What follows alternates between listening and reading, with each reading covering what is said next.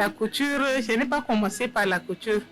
J'ai commencé d'abord à être formée comme secrétaire de bureau. Ensuite, secrétaire de bureau, j'ai travaillé à la BTCD, la SGBT actuelle. Avant, c'était la BTCD. Donc, j'ai travaillé là-bas comme manipulatrice. Et après, j'ai démissionné parce que mon but était, j'étais toujours, quand j'étais jeune, j'ai pensé toujours être un chef d'entreprise et travailler pour moi-même. Donc, quand j'avais quitté la BTCD, j'étais à la maison et je cherchais de quoi faire. J'ai essayé d'abord de faire les petits commerces, de faire la ligne, de faire beaucoup de choses. Et j'ai vu que ça ne donnait pas ce que je voulais. J'ai essayé même de faire la boutique. J'ai essayé de faire tout, même le taxi, j'ai fait ça. Et c'est après arrivé à un niveau, il y avait beaucoup, pour les voyages, mon mari commençait à ne pas aimer ça beaucoup.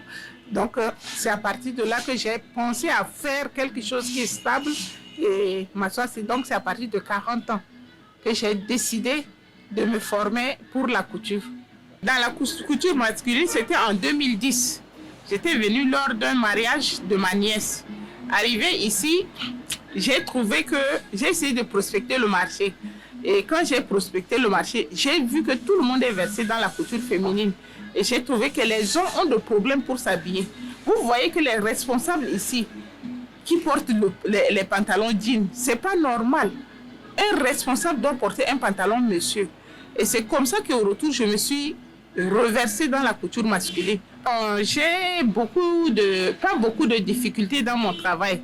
Parce que c'est un travail que j'ai aimé et je le fais ça très très bien.